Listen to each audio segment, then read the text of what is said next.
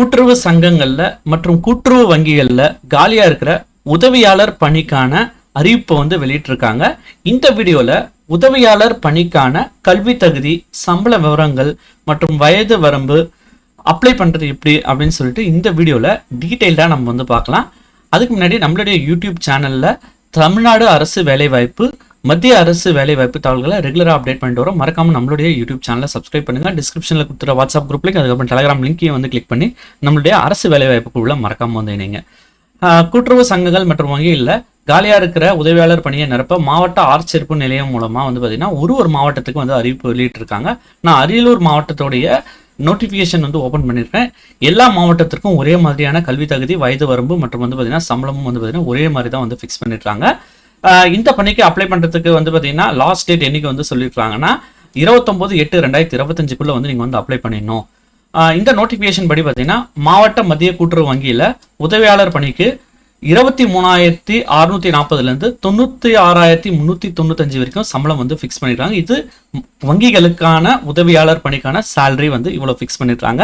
So next வந்து பாத்தீங்கன்னா கூட்டுறவு சங்கங்கள்ல உதவியாளர் பணிக்கு வந்து பாத்தீங்கன்னா சேலரி எவ்வளவு ஃபிக்ஸ் பண்ணிருக்காங்கன்னா 17,600 76,380 வரைக்கும் சேலரி வந்து ஃபிக்ஸ் பண்ணிருக்காங்க.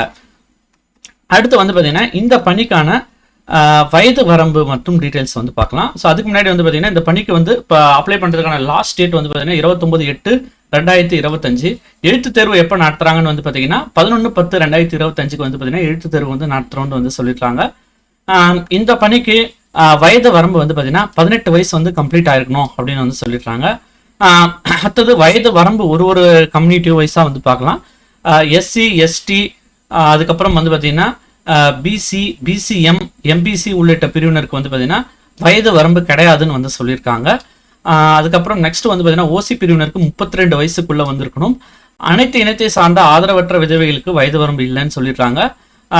ஓசி பிரிவை சார்ந்த முன்னாள் இராணுவத்தினருக்கு வந்து பார்த்தீங்கன்னா 50 வயதுக்குள்ள வந்து இருக்கணும்னு சொல்லியிருக்காங்க.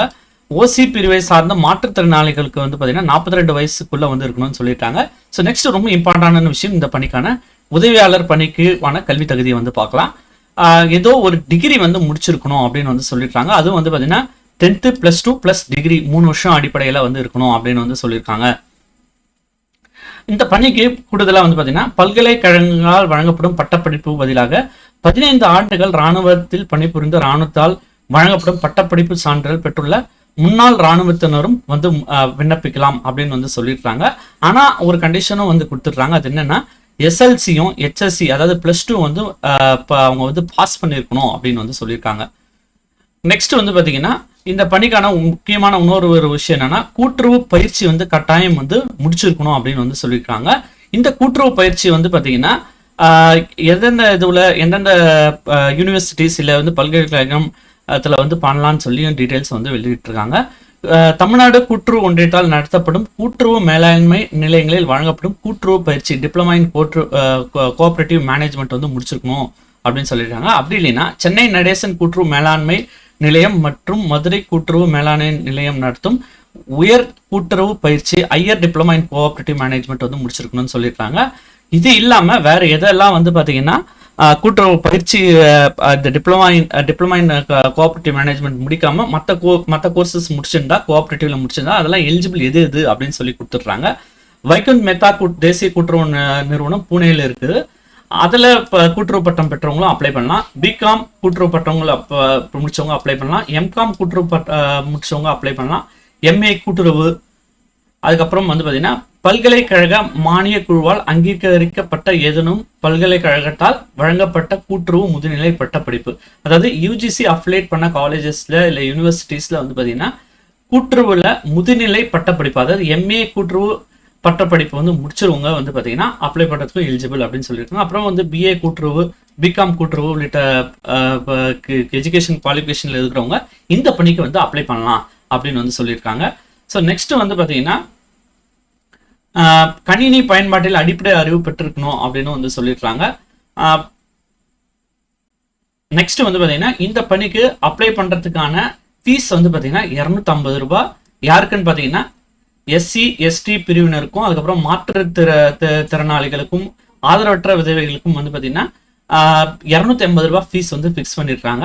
மற்ற பிரிவினருக்கு வந்து பார்த்தீங்கன்னா 500 ரூபாய் வந்து இந்த அப்ளிகேஷன் ஃபீஸாக வந்து சார்ஜ் பண்ணுறாங்க.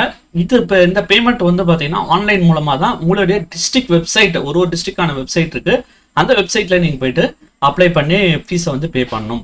அதுவும் என்னைக்குள்ளே வந்து பார்த்தீங்கன்னா 29/8/2025 நீங்கள் வந்து அப்ளை பண்ணணும். இந்த பணிக்கு எப்படி அப்ளை பண்ணுறதுன்னு சொல்லிட்டு இப்போ வந்து பார்க்கலாம். இந்த பணிக்கு நீங்கள் அப்ளை பண்ணனா உங்களுடைய மாவட்ட நிலையம், ஆட்சேர்ப்பு நிலையத்திலிருந்து இருக்கிற வெப்சைட்டோட லிங்கை வந்து நான் கீழே வந்து தரேன். அந்த லிங்கை வந்து நீங்கள் கிளிக் பண்ணி நீங்கள் வந்து பார்த்தீங்கன்னா அப்ளை பண்ணலாம். உங்களுடைய டிஸ்ட்ரிக்ட் வெப்சைட்டை வந்து ஓப்பன் பண்ணிங்க. இது வந்து அரியலூர் மாவட்டத்தோட வெப்சைட். பட் உங்களுடைய டிஸ்ட்ரிக்ட் வெப்சைட் வந்து நீங்கள் ஓப்பன் பண்ணிவிட்டு உங்களுடைய விண்ணப்ப படிவத்தை ஆன்லைன் மூலமாக நீங்கள் வந்து பதிவேற்றம் செய்யணும். ஸோ ஆன்லைனில் பதிவேற்றம் செய்யறதுக்கு சில டீட்டெயில்ஸ் வந்து கொடுத்துட்றாங்க. விண்ணப்பதாரர்களுடைய புகைப்படம் 50 KB வந்து இருக்கணும் அப்படின்னு சொல்லிடுறாங்க. விண்ணப்பதாரருடைய கையெழுத்து 50 KB இருக்கணும்னு சொல்றாங்க. ஜாதி சான்றிதழ் விண்ணப்பதாரத்தோட 200 KB இருக்கணும். கூட்டுறவு பட்டய பயிற்சி சான்றிதழ் வந்து பார்த்தீங்கன்னா 200 KB இருக்கணும் அப்படின்னு வந்து சொல்றாங்க. இதுல முக்கியமா நோட் பண்ற விஷயம் என்னன்னா, புகைப்படம் வந்து ஜேபெக் ஃபார்மேட்ல இருக்கணும். அதாவது அவங்களுடைய பாஸ்போர்ட் சைஸ் போட்டோ வந்து ஜேபெக் ஃபார்மேட்ல இருக்கணும்னு சொல்றாங்க. கையெழுத்து சிக்னேச்சர் ஸ்கேன் பண்ணது வந்து ஜேபெக் ஃபார்மேட்ல இருக்கணும். சாதி சான்றிதழ் வந்து பார்த்தீங்கன்னா PDF ஃபார்மேட்ல இருக்கணும். கூட்டுறவு பட்டய பயிற்சி வந்து பார்த்தீங்கன்னா சர்டிஃபிகேட்டும் வந்து பார்த்தீங்கன்னா PDF ஃபைல 200 KB இருக்கணும் அப்படின்னு வந்து சொல்றாங்க. அடுத்தது இன்கேஸ் நீங்க வந்து பார்த்தீங்கன்னா கூட்டுறவு பட்டய பயிற்சி வந்து டிஸ்டன்ஸ் எஜுகேஷன் மோட்ல வந்து முடிச்சிருந்தவங்களுக்கு வந்து பார்த்தீங்கன்னா இல்லை படிச்சுட்டு இருக்கவங்க வந்து பார்த்தீங்கன்னா போனஃபைட் சர்டிஃபிகேட் வைக்கணும்னு சொல்லியிருந்தாங்க. அதுக்கு வந்து பார்த்தீங்கன்னா அதுவும் வந்து PDF ஃபைல 200 KB இருக்கணும் அப்படின்னு வந்து சொல்லியிருக்காங்க. இன்கேஸ் BA BCom அவங்க முடிச்சவங்க வந்து பார்த்தீங்கன்னா அவங்களுடைய கன்சால்டேட் மார்க் ஷீட்டை வந்து பதிவேற்றம் செய்யணும். PDF ஃபைலாக வந்து இருக்கணும்னு சொல்றாங்க. அதே வந்து பார்த்தீங்கன்னா 600 KB வந்து இருக்கணும்னு சொல்றாங்க. மாற்றுத்திறனாளி சான்றிதழ் ஒரு இருந்துச்சுன்னா அதை அப்ளை பண்றதுக்கு வந்து பார்த்தீங்கன்னா PDF ஃபைல் வந்து 200 KB வந்து இருக்கணும்னு சொல்றாங்க. ஆதரவற்ற விதவை சான்றிதழ் வந்து பார்த்தீங்கன்னா 200 KB PDF ஃபைல்ல வந்து இருக்கணும். முன்னாள் இராணுவத்திற்கான சான்றிதழ் வந்து அப்லோட் பண்ணனா 200 KB இருக்கணும் அப்படின்னு வந்து சொல்றாங்க.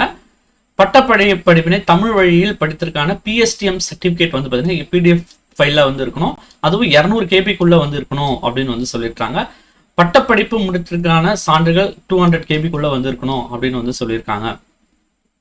இந்த பணிக்கு எல்லாமே வந்து பார்த்தீங்கன்னா மாவட்ட ஆட்சேர்ப்பு நிலையம் மூலமா வந்து நடத்துறாங்க. எழுத்து தேர்வு எதன் அடிப்படையில் நடத்துறாங்கன்னு சொல்லிட்டு இப்போ வந்து பார்க்கலாம். இந்த பணிக்கான எழுத்து தேர்வு வந்து பார்த்தீங்கன்னா இந்த பணிக்கு அப்ளை பண்ணவங்களுக்கு எக்ஸாமுக்கான ஆல் டிக்கெட் வந்து இமெயிலில் வந்து அந்த லிங்க் வந்து அனுப்புறதா வந்து சொல்லியிருக்காங்க. இமெயில் மூலமாகவும் SMS மூலமாக வந்து அனுப்புறதா வந்து சொல்லியிருக்காங்க. அதுக்கப்புறம் நீங்கள் வந்து உங்களுடைய மாவட்ட ஆட்சேர்ப்பு நிலையமோட லிங்க் கிளிக் பண்ணி உங்களுடைய ஆல் டிக்கெட்டை வந்து டவுன்லோட் பண்ணிக்கலாம் அப்படின்னு வந்து சொல்லியிருக்காங்க.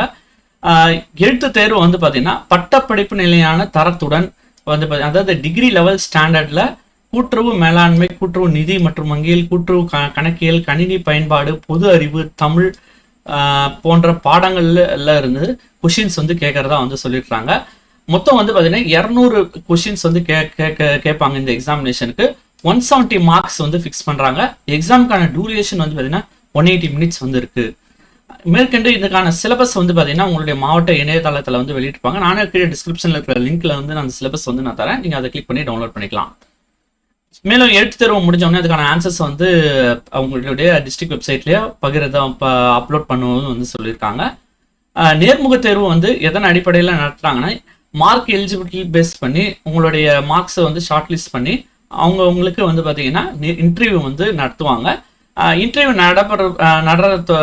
நடத்துறது தொடர்பான டீட்டெயில்ஸ் எல்லாமே வந்து பார்த்தீங்கன்னா இமெயில் மூலமாக உங்களுக்கு வந்து தகவல் வந்து தெரிவிப்பாங்க அப்படின்னு சொல்லியிருக்காங்க. எந்த டைம்ல வந்து நேர்முக தேர்வு வந்து நடக்கும், நாள், அதுக்கப்புறம் நேரம் உள்ளிட்ட எல்லா டீட்டெயில்ஸும் உங்களுக்கு இமெயில் மூலமா வந்து தகவல் வந்து தெரிவிப்பாங்க. மேலும் இந்த பணி வந்து பார்த்தீங்கன்னா மாவட்ட வாரியா நீங்க வந்து அப்ளை பண்ணலாம். ஒரு மாவட்டத்திற்கும் இந்த பணி வந்து இருக்கு. அதனால 2000+ மேல வேகன்சிஸ் வந்து இருக்குது. மறக்காம இந்த பணிக்கு நீங்க வந்து அப்ளை பண்ணுங்க. இந்த பணிக்கு அப்ளை பண்றதுக்கான டீட்டெயில்ஸ் ஃபுல்லாக எல்லாமே நான் இந்த வீடியோவில் வந்து சொல்லியிருக்கேன். மேற்கொண்டு அரசு வேலைவாய்ப்பு தகவல்களுக்கு நம்மளுடைய யூடியூப் சேனலை மறக்காம சப்ஸ்கிரைப் பண்ணுங்க. தேங்க்ஸ் ஃபார் வாட்சிங் திஸ் வீடியோ.